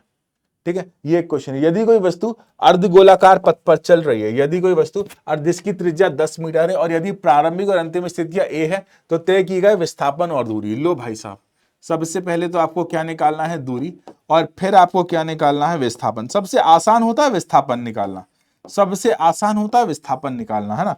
मैं आपको बता रहा हूं दूरी निकालना मुश्किल होता है, विस्थापन निकालना। अब देखो दूरी क्या है, दूरी में आपको पूरा रास्ता देखना पड़ेगा। तो आधा गोला तय करा है, अगर ये पूरा पूरा गोला तय करता तो हम बोलते 2 पाई आर, क्योंकि आधा करा है तो 2 से डिवाइड कर दो तो 2 से 2 गया, तो मेरे बच्चे पाई, और आर का मान कितना दिया है 10। ठीक है, तो 22/7 गुणा 10, तो बेटा 220/7, आप इसे सॉल्व कर लियो। ठीक है, 220/7। ठीक है, अब देखो विस्थापन क्या होता है, प्रारंभिक बिंदु और अंतिम बिंदु को मिला दो। तो अगर आप देख पा रहे हो ये रहा प्रारंभिक बिंदु, ये रहा अंतिम बिंदु, तो प्रारंभिक बिंदु और अंतिम बिंदु को मिला दो, प्रारंभिक बिंदु और अंतिम बिंदु को मिला दो। तो प्रारंभिक बिंदु और अंतिम बिंदु को मिला देते हो तो विस्थापन कितना आता है 20 मीटर, और कहां से चले ए से बी की ओर। ठीक है, विस्थापन की दिशा क्या हो गई बच्चे, ए से बी की ओर। आप ए से चले ना, तो विस्थापन की दिशा क्या हो गई, ए से बी की ओर। कोई दिक्कत, कोई दुख, कोई परेशानी नहीं होगी। ठीक है, याद रखना, ये कुछ क्वेश्चन आए थे मेरी आंखों के सामने। अब देखो एक समान गति। अब भाई साहब आपने अपनी गाड़ी चलाना शुरू करी, आपने अपनी गाड़ी चलाना शुरू करी। अब आप गाड़ी चलाते चलाते 1 घंटे में 100 किलोमीटर चल गए, अगले 1 घंटे में और 100 किलोमीटर चल गए, अगले 1 घंटे में और 100 किलोमीटर चल गए, अगले 1 घंटे में और 100 किलोमीटर चल गए, अगले 1 घंटे में और 100 किलोमीटर चल गए, अगले 1 घंटे में और 100 किलोमीटर चल गए, अगले 1 घंटे में और 100 किलोमीटर चल गए। ठीक है, ठीक है, तो यदि आप हर एक निश्चित समय में बराबर दूरी तय करते हो तो आपकी गति एक समान गति कहलाती है। जैसे आप पैदल दौड़ने गए हो, रनिंग करने गए हो, 1 घंटे में आप 50 किलोमीटर दौड़ लिए, पैरों में गाड़ी के टायर से भी ज्यादा एनर्जी आ गई, 1 घंटे में 50 किलोमीटर, फिर अगले घंटे में एक और 50 किलोमीटर, फिर अगले एक और घंटे में और 50 किलोमीटर, फिर अगले एक और घंटे में और 50 किलोमीटर, फिर अगले, मतलब 1 घंटे में आप फिक्स दूरी तय कर रहे हो, 1 घंटे में आप फिक्स दूरी कर रहे हो। तो वो क्या है, एक समान गति। तो जब भी कोई वस्तु एक निश्चित समय में एक निश्चित दूरी तय करती है, एक समान दूरी तय करती है, तो उसे क्या बोला जाता है, एक समान गति। उदाहरण के लिए बड़ा प्यारा उदाहरण है घड़ी की सुइयों की गति, बहुत प्यारा उदाहरण है घड़ी की सुइयों की गति। जब हम घड़ी की सुइयां देखते हैं ना, तो भाई साहब घंटे वाली जो सुई होती है ना, जो सबसे छोटी सुई होती है, वो एक निश्चित समय में 1 घंटे की दूरी तय करती है। यदि आप मिनट्स की देखो तो वो भाई साहब 60 मिनट बाद वहीं आ जाती है जहां थी, मतलब एक फिक्स दूरी तय करती है। सेकंड वाली हर 60 सेकंड में वहीं आ जाती है जहां से थी, जहां से उसने प्रारंभ किया था, जहां को वो चली थी। तो इस प्रकार की गति को क्या कहलाता है, एक समान गति। और अब असमान गति को भी समझ गए होगे आप। यदि आपने चलना शुरू करा तो 1 घंटे में मान लो तुम 10 किलोमीटर चले, फिर 1 घंटे में तुम चले 30 किलोमीटर, फिर 1 घंटे में तुम चले ही नहीं, 0 किलोमीटर चले। फिर 1 घंटे में तुम चले 100 किलोमीटर, भाई आपकी गति बढ़ गई। फिर अगले 1 घंटे में आप चल दिए 1000 किलोमीटर। एरोप्लेन को हराने, एरोप्लेन से रेस लगाने लगे थे आप, ठीक है। तो मेरे बच्चे ये सारी की सारे डाटा को आप देखो, तो 1 घंटे में तुम पहले चले थे 10, फिर चले थे तेज हो गए 30, फिर रुक गए, फिर 0, फिर और तेज होगा 100, फिर और तेज होगा 1000। तो याद करो यहां पर आप एक घंटे में कभी कम कभी ज्यादा, कभी कम कभी ज्यादा, कभी कम कभी ज्यादा दूरी तय कर रहे हो। तो इस प्रकार की गति को क्या कहते हैं? असमान गति। तो यदि कोई अलग अलग दूरी अलग अलग समय में पूरी करे तो इसे असमान गति कहते हैं। उदाहरण के लिए जैसे तुम गाड़ी चला रहे हो, रास्ते में बहुत ट्रैफिक हो, तो जब रास्ते में ट्रैफिक हो तो 1 घंटे में 1 किलोमीटर भी चलना बहुत मुश्किल हो जाता है, और अगर रास्ता खाली हो तो 1 घंटे में आप 100 किलोमीटर भी चल सकते हो। तो ये एक समान गति और असमान गति के बहुत सुंदर सुंदर से उदाहरण है, ठीक है। अब देखो भाई, हम बड़ा प्यारा टॉपिक पढ़ रहे हैं, चाल, ठीक है। अब देखो चाल क्या होता है, पहले परिभाषा पढ़ेंगे, ठीक है, कि गति के दर की मापन चाल कहलाता है। मतलब आपको नापना है कि कोई वस्तु किस रूप से, मतलब किस तरह से गति कर रही है, तो उसे मापने के लिए आप एक टर्म का यूज करते हो जिसका नाम क्या है? चाल। क्या है बेटा उस टर्म का नाम, जिसका नाम क्या है बच्चे? चाल। तो गति के मापन के लिए आप किसका उपयोग करते हो? चाल का। मैं फिर से बोल रहा हूं, गति के मापन के लिए आप किसका उपयोग करते हैं बच्चे? चाल का। गति के मापन के लिए आप किसका उपयोग करते हैं बच्चे? चाल का उपयोग करते हो। मैं आपको परिभाषा भी समझाऊंगा, ठीक है।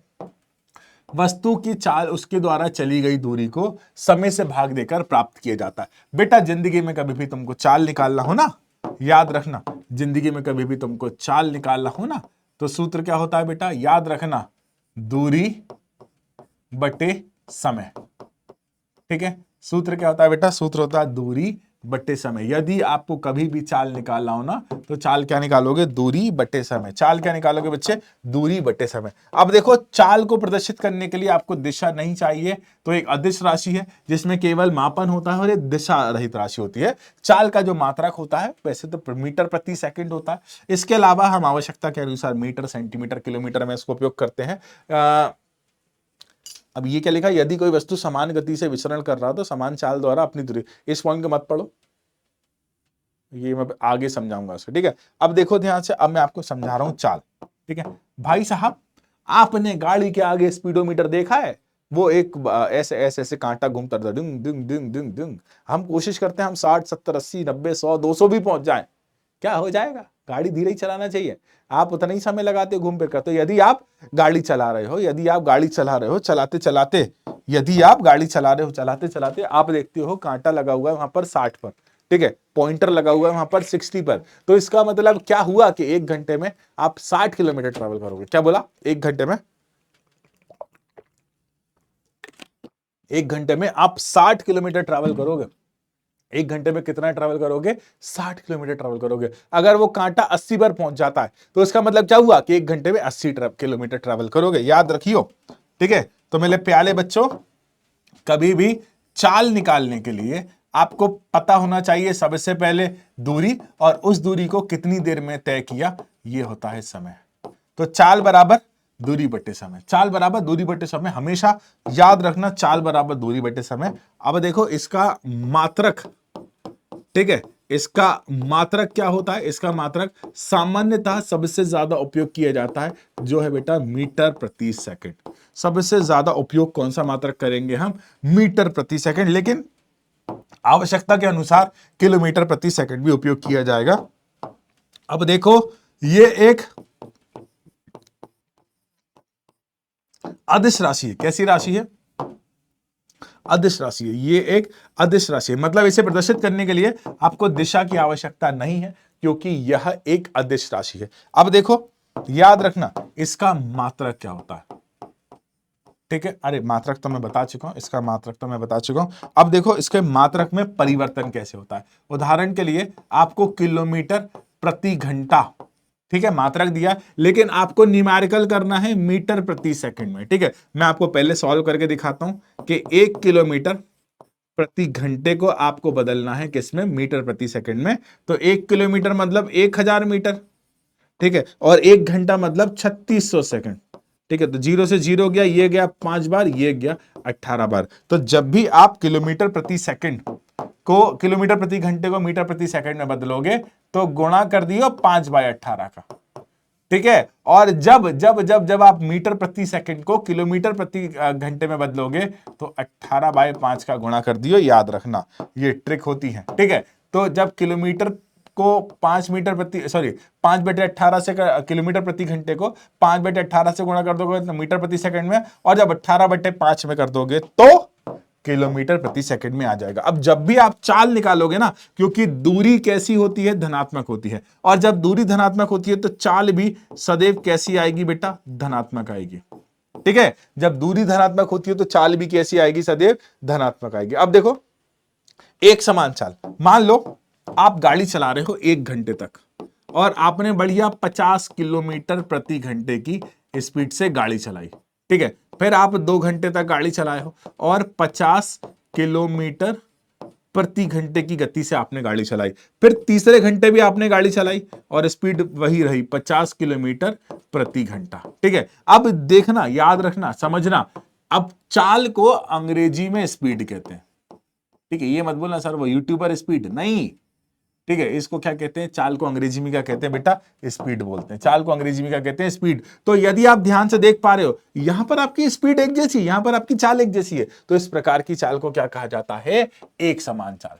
क्या कहा जाता है बच्चे, एक समान। अब 1 घंटे में 50, फिर अगले 1 घंटे में 50, फिर अगले 1 घंटे में 50, तो इसे क्या कहेंगे, एक समान। अब असमान चाल, भाई साहब आप गाड़ी चलाने निकले थे तो आपने गाड़ी चलाई 1 घंटे में, आपने तय किया 100 किलोमीटर, आपने तय किया 100। फिर दूसरे घंटे में आपने तय किया कितना, 10 किलोमीटर। लो भाई साहब, ठीक है। अब तीसरे घंटे में आपने तय किया 70 किलोमीटर। ठीक है, 1 घंटे में तुमने 100 किया, फिर अगले 1 घंटे में 10 किया, फिर अगले 1 घंटे में 70 किया। ये तो गड़बड़ है ना, टाइम तो तुम्हारा एक जैसा है, लेकिन लेकिन लेकिन लेकिन लेकिन अगर आप यहां पर 70 किलोमीटर प्रति घंटा, 70 पहले चले थे, 10 किलोमीटर प्रति घंटा, फिर आप चले थे 70 किलोमीटर प्रति घंटे, तो 100, 10, 70, अब देखते जाओ, असमान दूरी तय कर रहे हो एक निश्चित समय अंतराल में, तो इस प्रकार की चाल आपकी कैसी हो जाएगी, असमान चाल हो जाएगी। इस प्रकार की चाल कैसी हो जाएगी, असमान चाल। अब देखिए औसत चाल,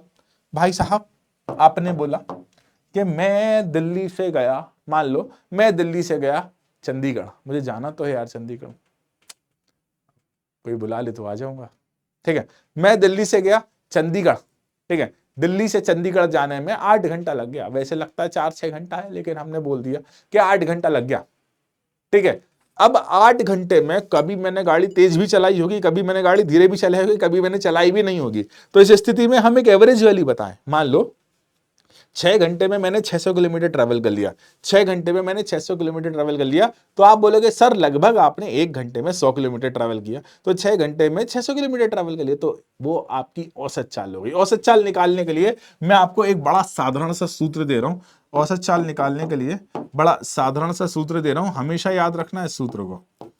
ठीक है, औसत चाल निकालने के लिए आपको एक साधारण सा सूत्र दे रहा हूं, हमेशा याद रखना। औसत चाल निकालने के लिए सूत्र क्या होता है, कुल दूरी, हमेशा जो जो दूरियां दी हो उन सबको जोड़ दो बटे में कुल समय। हर जगह आप इस सूत्र का उपयोग कर सकते हो। मैं फिर से कह रहा हूं, कुल दूरी बटे कुल समय, और हर जगह आप इसका उपयोग कर सकते हो, हर जगह आप इसका उपयोग कर सकते हो। और इसका मात्रक क्या होता है, ठीक है, इसका मात्रक क्या होता है, वही होता है जो पुराना है, मीटर प्रति सेकंड। इसका मात्रक क्या होता है भाई साहब, वही पुराना जो मीटर प्रति सेकंड होता है। और याद रखना मैक्सिमम न्यूमेरिकल्स कॉम्पिटिटिव एग्जाम में इसी क्वेश्चन के बेसिस पर आते हैं। मैं फिर से कह रहा हूं, मैक्सिमम न्यूमेरिकल कॉम्पिटिटिव एग्जाम में इसी फॉर्मूला के बेसिस पर आते हैं। तो औसत चाल बराबर कुल दूरी बटे कुल समय, कुल दूरी बटे कुल समय। ठीक है, आगे बढ़ते हैं। अब वेग, बढ़िया, जिस प्रकार से आपने गति निकाली, ठीक है, गति किस पर निर्भर कर रही थी भाई साहब, दूरी पर। ठीक है, क्योंकि अच्छा एक बात मैं बताना भूल गया शायद से, चाल निकाली थी। ठीक है, चाल एक अदिश राशि है, बता दिया था ना मैंने, हाँ बता दिया था। ठीक है, कोई दिक्कत नहीं, कोई हमको लगा के नहीं बता दिया। ठीक है, अब देखो जिस प्रकार से चाल, आपको चाल बताऊं ज्यादा अच्छा लगेगा। ठीक है, तो ये रही आपकी चाल, किस पर दूरी कर रही थी, चाल दूरी पर डिपेंड कर रही थी। उसी प्रकार से वेग किस पर डिपेंड करता है, विस्थापन पर। ठीक है, जिस प्रकार से चाल दूरी पर डिपेंड करती है उसी तरह से वेग किस पर डिपेंड करता है भाई साहब, विस्थापन पर। बस इतना सा आपको समझना, ठीक है। जिस प्रकार से चाल दूरी पर निर्भर कर रही थी उसी प्रकार से वेग विस्थापन निर्भर करता है। जिस प्रकार जो रिश्ता चाल का दूरी से था वही रिश्ता वेग का विस्थापन से है। जो रिश्ता चाल का दूरी से था वही रिश्ता वेग का विस्थापन से है। जिसने इस बात को समझ लिया, जिसने इस बात को सीख लिया, जिसने इस बात को जान लिया,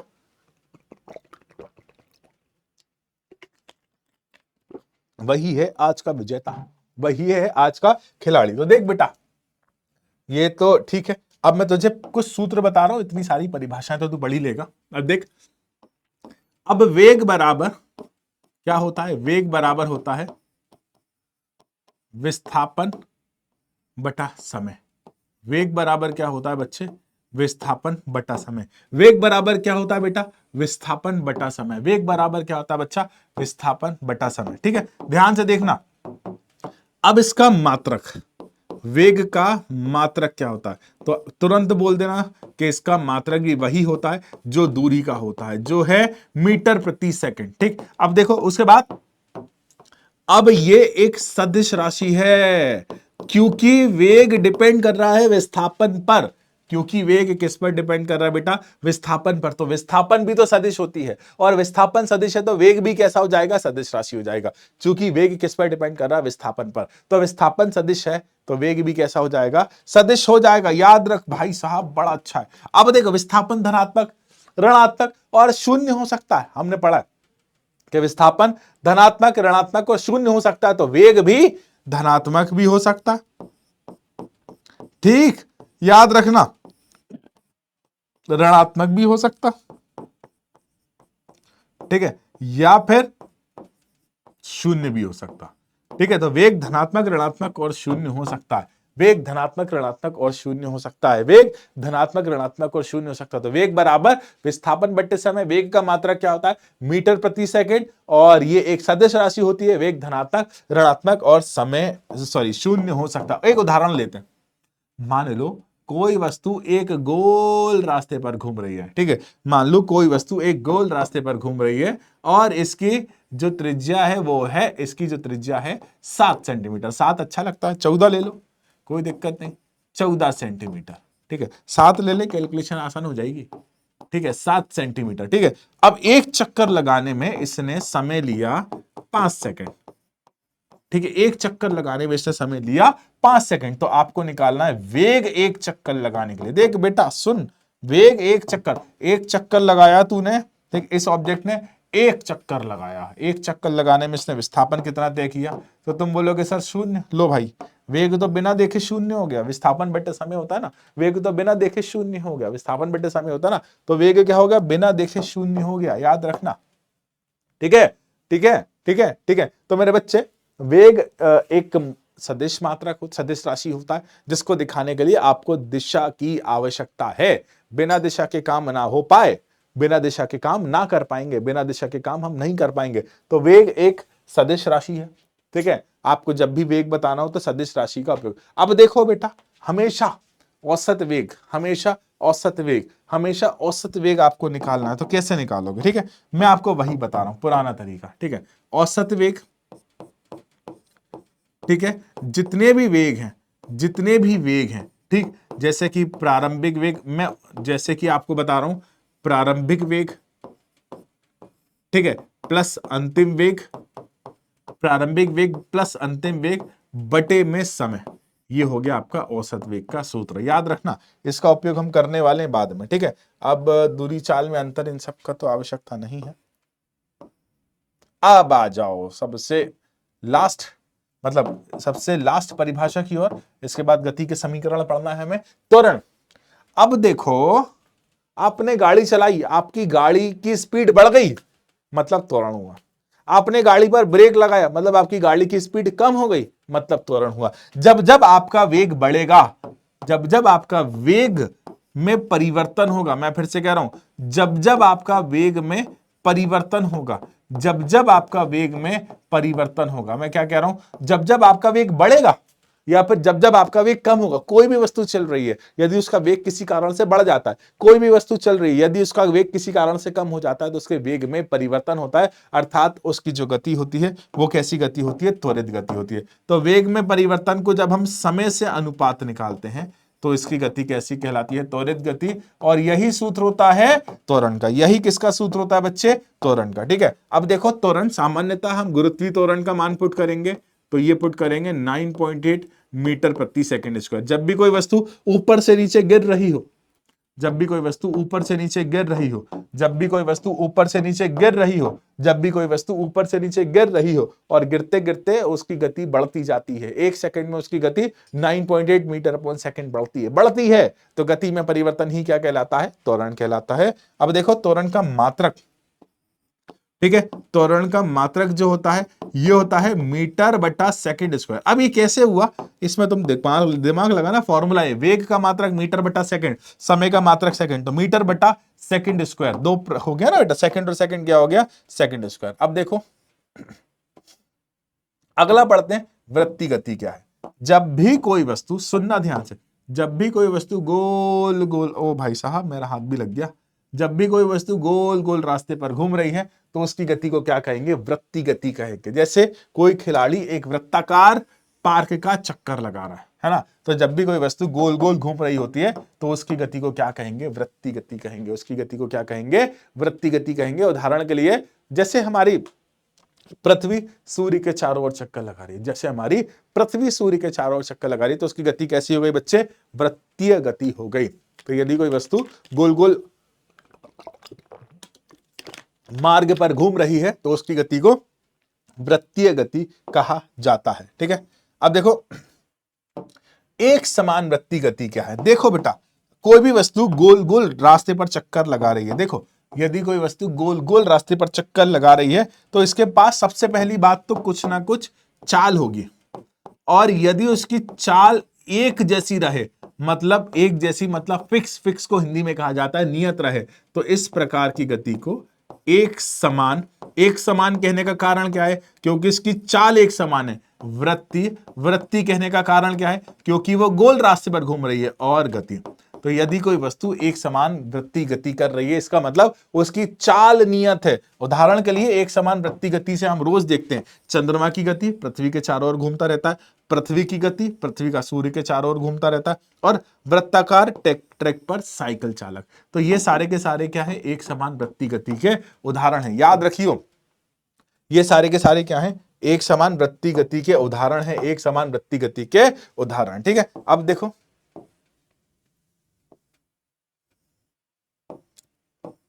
एक सेकंड, अब वृत्ति गति के मामले में कुछ सूत्र है। पहला, गति बराबर दूरी बटे समय। दूसरा, वृत्ति गति में दूरी निकालना हो तो 2 पाई आर निकालना, गति निकालना हो तो 2 पाई आर बटे समय। वेग का सूत्र भी वही है, 2 पाई आर बटे समय और 2 पाई आर बटे टी। अभी आप जब 12th क्लास में 11th क्लास में आ जाओगे ना, तो मैं आवर्ती की फॉर्म में भी निकलवाऊंगा, क्योंकि अभी आवर्ती आपको पढ़ना नहीं है। ठीक है, अब देखो वृत्ति गति में त्वरण और वेग की दिशा। देखो बेटा, पहले इसको समझना।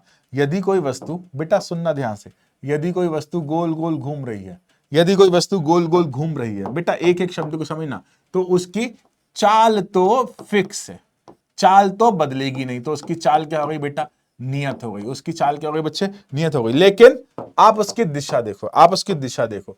अगर आप इस बिंदु पर दिशा निकालोगे तो स्पर्शिजा बनाना पड़ेगी।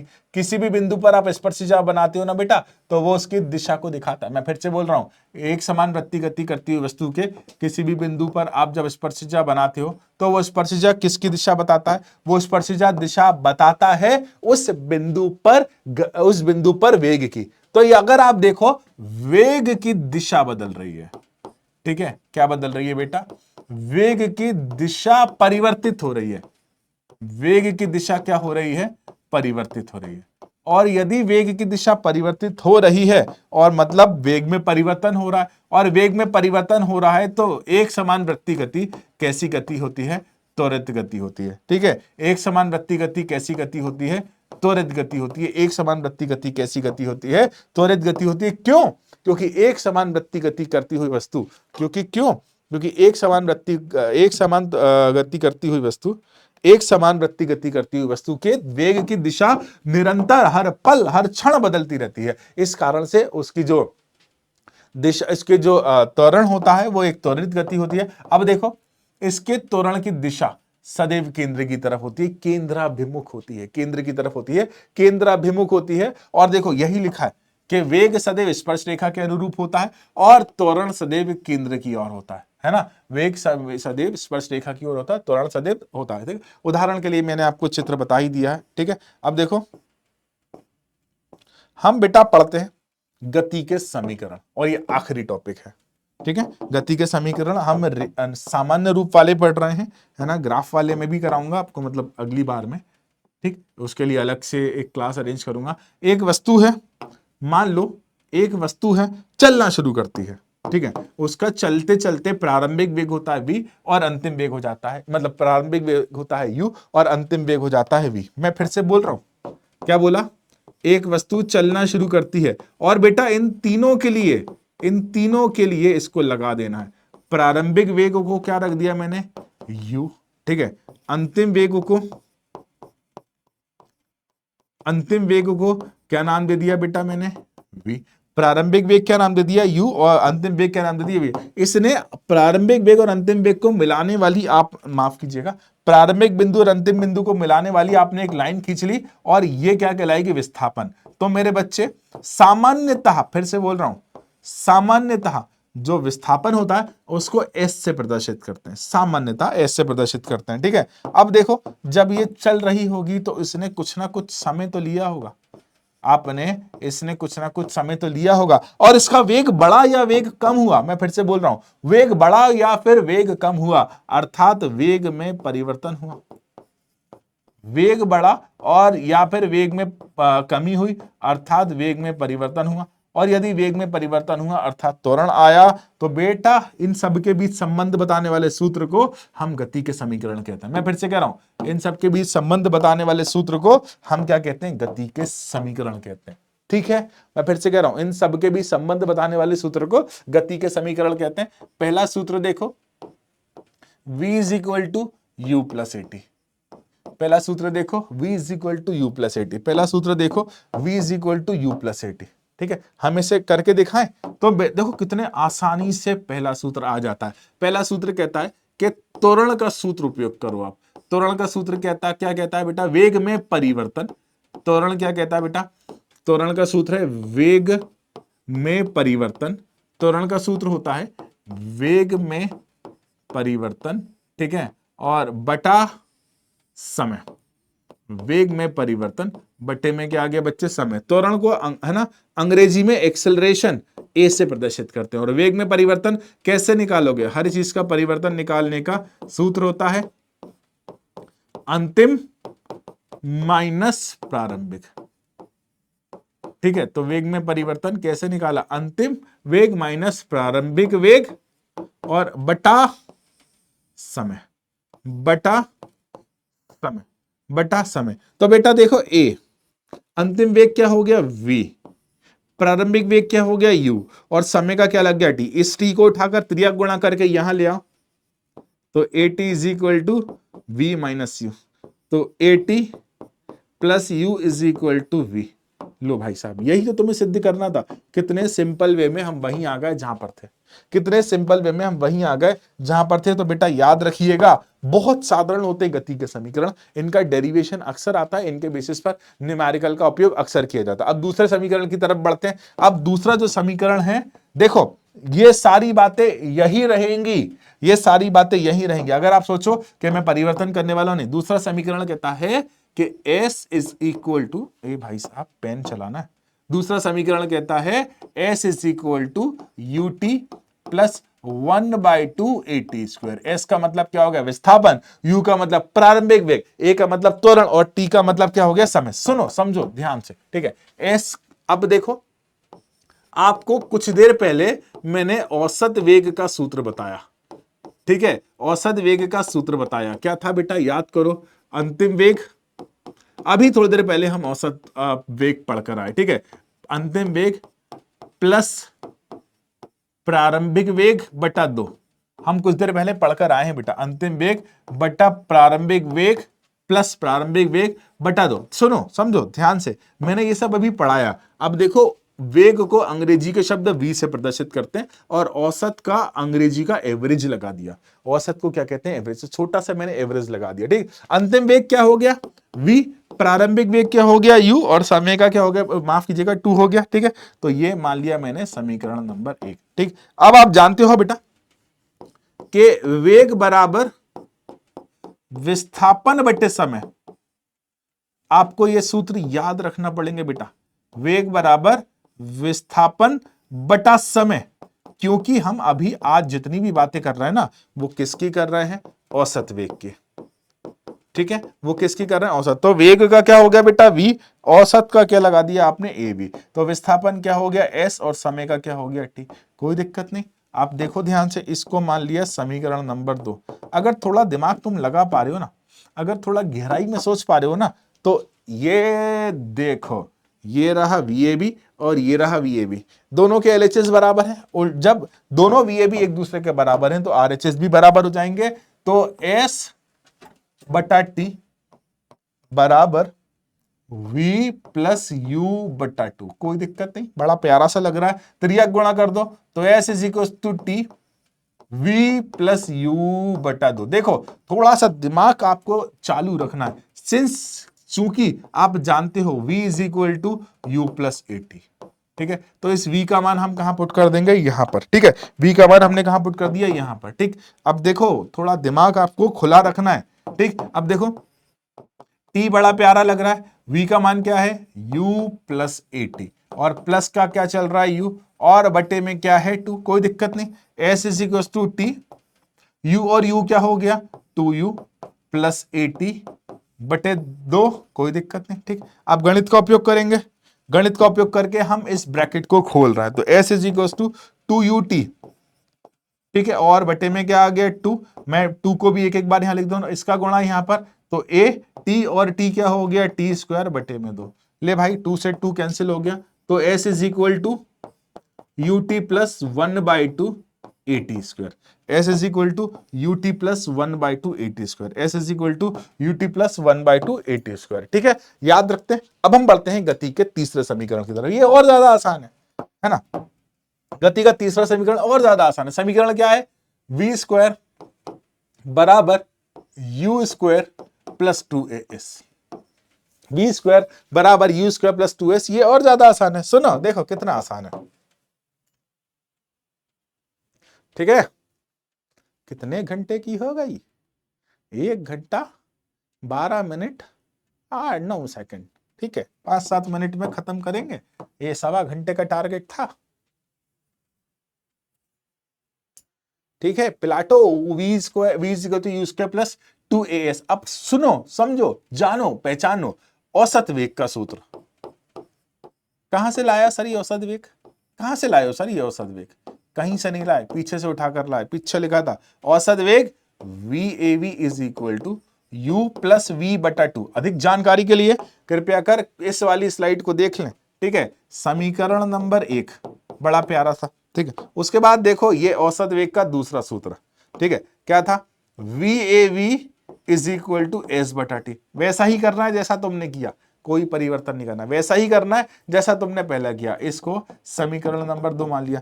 चूंकि पिछली वाली में देखो आपने इसको बराबर किया था समीकरण 1 और 2 के आधार पर, यहां भी वही कर दो, यहां भी वही कर दो कि समीकरण 1 व 2 के LHS बराबर हैं तो RHS बराबर कर देंगे। तो S बटा T is equal to U plus V बटा 2। बढ़िया, ठीक है। T को उठाकर यहां ले आओ, तो S is equal to T U plus V बटा 2। कितना प्यारा इक्वेशन बन रही है, दैट इज समीकरण नंबर 3, ठीक। सुनो ध्यान से, आखिरी ही टॉपिक है ऑलमोस्ट ये, ठीक है। आखिरी ही टॉपिक है। अब देखो गति के प्रथम समीकरण से, गति के प्रथम समीकरण से, ठीक है। अब देखो कितनी आसानी से हम बदल देते हैं। गति का प्रथम समीकरण आपको याद है बेटा? हमेशा याद रखना, आपको समीकरण याद रखना पड़ेंगे गति के प्रथम समीकरण से, ठीक है। गति का प्रथम समीकरण क्या क्या था? ठीक है, गति का प्रथम समीकरण है v is equal to U plus A T. कोई दिक्कत नहीं, थोड़ी सी मैथ्स उपयोग कर लो, तो v minus U is equal to A T. ठीक, तो v माइनस यू अपॉन में a is equal to T. T तुमने क्यों निकाला? क्योंकि तुमको चाहिए था टी का मान, क्योंकि तुम टी का मान यहां पुट कर दो। ठीक है, तुमने टी क्यों निकाला? क्योंकि तुमको क्या चाहिए था? टी का मान, और टी का मान हमने कहां रख दिया? समीकरण 3 में रख देंगे। ठीक है, तो टी का मान कहां रखेंगे हम? समीकरण 3 में रखने पर। देखो कितने सिंपल वे में। एस इज इक्वल टू, ये क्या मान हो गया बेटा? v प्लस यू बटा 2। ये वाला मान मैंने लिखा है, पहले तो मैंने ये वाला मान लिखा है। ठीक है, अब टी का मान पुट कर रहा हूं। टी का मान क्या? v माइनस यू बाय ए। आप सोच रहे होगे सर कि मैंने आगे पीछे लिख दिया। भाई साहब लिख सकते हैं, v प्लस यू और u प्लस v एक ही बात है। अब थोड़ी सी गणित वाले अध्यापक की याद कर लें, कमल सर की याद कर लें। a plus B A minus b, मतलब a square minus b square upon में 2a। बचपन में तुमने गणित वाले अध्यापक ने भी पढ़ाया होगा आपको कि V A plus B A minus B क्या होता है। इसको उठाकर यहां ले आओ, तो 2as is equal to V square minus U square, तो 2as plus U square is equal to V square. यही यही यही यही यही यही तुम्हारा सच है, यही तुम्हारा सच है। ठीक है, यही तुम्हारा सच है कि यही है तीसरी इक्वेशन।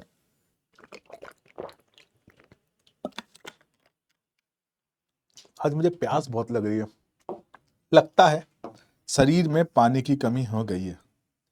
ठीक है, अब देखो कुछ क्वेश्चंस करते हैं आज की क्लास के, है ना। अब देखो कुछ क्वेश्चंस करते हैं, इसमें तो बहुत सारे क्वेश्चंस हैं, इतने हम करेंगे नहीं। Okay okay okay okay,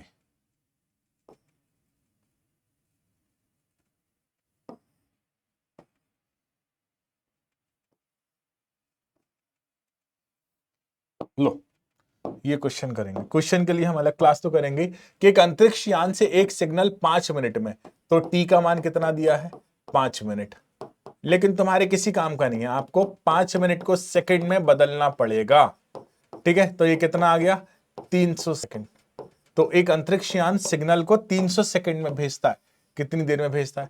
300 second में भेजता है। ठीक है, ग्राउंड स्टेशन से अंतरिक्ष यान की दूरी तय करो। तो भाई साहब ये रहा आपका एक अंतरिक्ष यान ने जो सैटेलाइट लगाया होगा कहीं ना कहीं, ये रहा वो सैटेलाइट, और ये है हमारा ग्राउंड स्टेशन।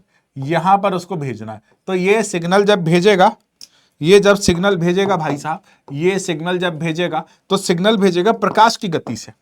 किस गति से भेजेगा? प्रकाश की गति से। तो 3 गुणा 10 की पावर 8 मीटर प्रति सेकंड की गति से भेजेगा। ठीक है, तो बेटा देखो इसकी जो चाल होने वाली है 3 गुणा 10 की पावर 8 मीटर प्रति सेकंड से पहुंचने वाले। अब ग्राउंड स्टेशन से अंतरिक्ष यान की दूरी, तुम्हारे पास चाल है, समय है, तो स्पीड बराबर दूरी बटे समय। ठीक है, अब देखो स्पीड का मान कितना दिया है? स्पीड का मान कितना दिया है? 3 गुणा 10 की पावर 8। दूरी का मान कितना दिया है? यही तो हमें निकालना है। और समय कितना दिया है बेटा? 300 सेकंड। ठीक है, समय कितना दिया है बेटा? 300 सेकंड। याद रखना, बड़ा अच्छा सा है। तो बेटा देखो दूरी निकालने के लिए आपने चाल गुणा समय करना है, तो 3 गुणा 10 की पावर 8 गुणा 300। ठीक है, आप इसे सॉल्व करिएगा, आपकी दूरी आ जाएगी बेटा। ठीक है, मैं आपको बताऊं 3 तिया 9 गुणा 10 की पावर 10 लगभग इसकी, और किलोमीटर में करोगे तो 30 लाख, मतलब लगभग इसके आसपास आना चाहिए। एक बार चेक कर लेना, है ना, प्लीज आप लोग इसे सॉल्व कर लेना। ठीक है, तो इसी के साथ आज की ये सुंदर सुशील प्यारी सी क्लास समाप्त होती है। आखिर में भी हमारा फोटो लगा दिया, ना जाने क्यों, पहले लगाना था आखिर में लगा दिया। तो इसी के साथ ये सुंदर सुशील सी रिकॉर्डेड क्लास समाप्त होती है, क्योंकि ये बैकलॉग है। मैंने इसके ग्राफिकल रिप्रेजेंटेशन वालों को स्किप किया है। कारण है कि पहले आप एक बार इसको पढ़कर आइए, अगर आप इसको अच्छी तरह से कर लेंगे तो ग्राफिकल के लिए अलग से रिकॉर्डिंग डाल दूंगा। ठीक है, कोई दिक्कत नहीं है उसमें। एक ग्राफ के लिए मुझे अलग से बताना है, क्योंकि काफी बच्चों के डाउट्स थे उसमें। ठीक है, काफी बच्चों को प्रॉब्लम थी। तो इसी के साथ आज की ये सुंदर सुशील प्यारी सी क्लास यही समाप्त होती है। मिलते हैं अपन नेक्स्ट क्लास में।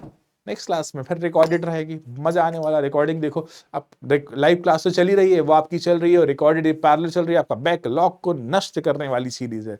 तो ख्याल रखिएगा, खुश रहिएगा, मस्त रहिएगा। मिलते हैं अपन बहुत जल्दी लाइव क्लास में भी, और रिकॉर्डेड तो देख ही रहे हो। तो तब तक के लिए tata bye bye, take care, अलविदा।